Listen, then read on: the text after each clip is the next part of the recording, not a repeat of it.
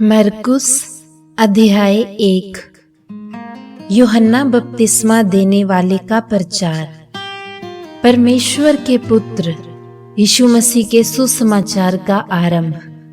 जैसे यशाया भविष्यद्वक्ता की पुस्तक में लिखा है, देख मैं अपने संदेश वाहक को तेरे आगे भेजता हूँ, जो तेरे लिए मार्ग तैयार करेगा।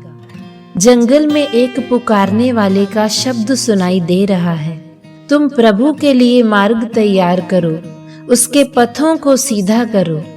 यूहन्ना जंगल में बपतिस्मा देते हुए प्रकट हुआ और पापों की क्षमा के लिए पश्चाताप करने के बपतिस्मे का प्रचार करता था।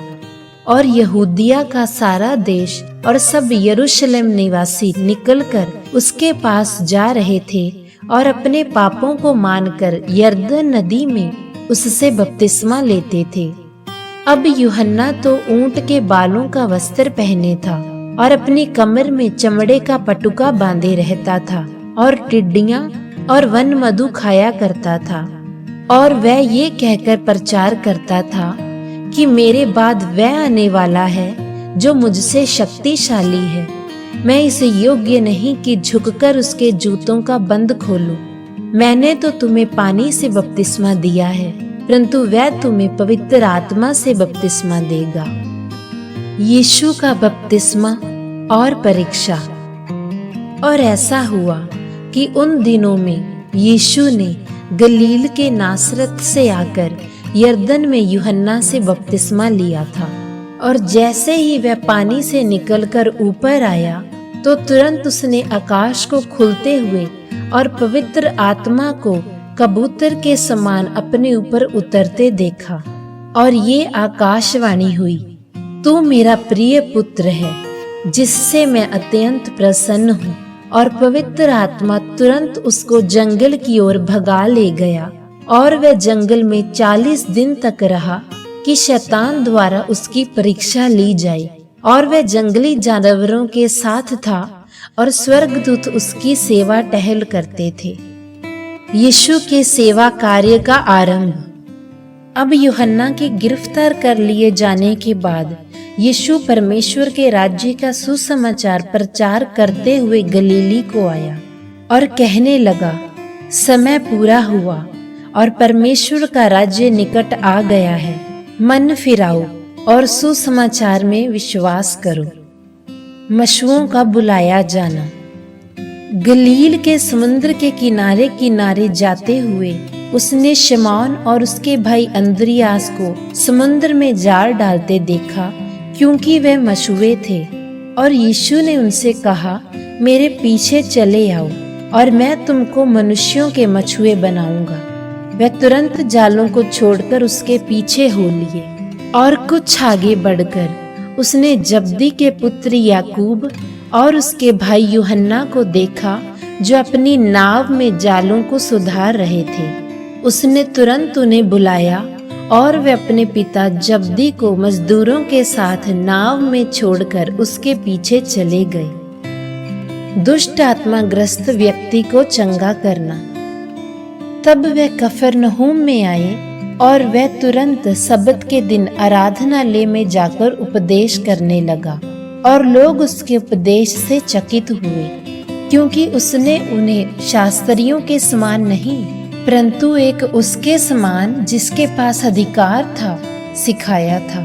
और उसी समय उनके आराधनालय में एक मनुष्य था जिसमें एक अशुद्ध आत्मा थी। और उसने चिल्लाकर कहा, हे नासरत के यीशु, हमें अकेला छोड़ दे, हमें तुझसे क्या काम? क्या तू हमें नाश करने आया है? मैं तुझे जानता हूँ तू कौन है, परमेश्वर का पवित्र जन। परंतु यीशु ने उसे डांटकर कहा, चुप रह और उसमें से निकल जा। और अशुद्ध आत्मा उसको मरोड़कर और बड़े शब्द से चिल्लाकर उसमें से निकल गई। इस पर सब लोग आश्चर्यचकित थे और आपस में वाद विवाद करने लगे कि ये क्या बात है, एक अधिकार के साथ नई शिक्षा।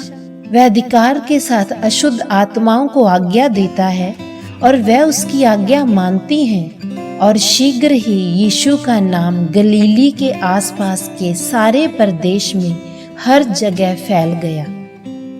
बहुत से बीमारों को चंगा करना। और वे तुरंत यहूदी आराधनालय में से निकलकर याकूब और यूहन्ना के साथ शमौन और अंद्रियास के घर आया।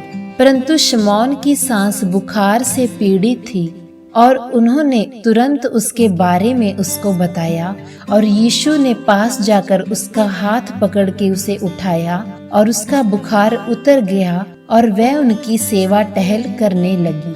और संध्या समय जब सूर्य डूब गया तो लोग सब बीमारों को और उन्हें जिनमें दुष्ट आत्माएं थी उसके पास लाए, और सारा नगर द्वार पर इकट्ठा हुआ। और उसने बहुतों को जो नाना प्रकार की बीमारियों से ग्रसित थे चंगा किया, और बहुत सी दुष्ट आत्माओं को निकाला, और दुष्ट आत्माओं को बोलने नहीं दिया, क्योंकि वे उसे जानती थीं। एकांत में यीशु का प्रार्थना करना।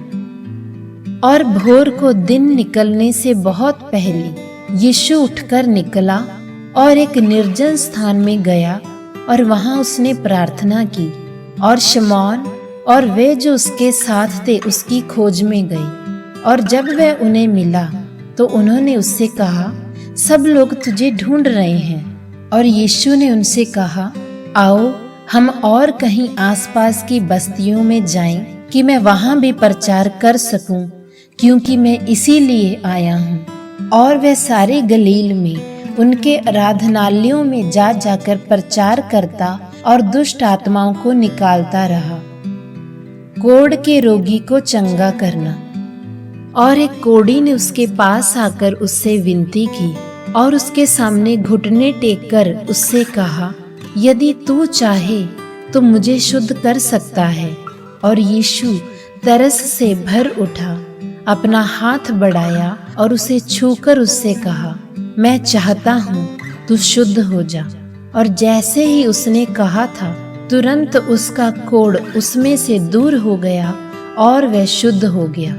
और यीशु ने उसे कड़ी चेतावनी देकर तुरंत विदा किया और उससे कहा, देख, किसी से कुछ मत कहना, परंतु जाकर अपने आप को याजक को दिखा और अपने शुद्ध होने के विषय में जो कुछ मूसा ने ठहराया है उसे भेंट चढ़ा, कि उन पर गवाही हो।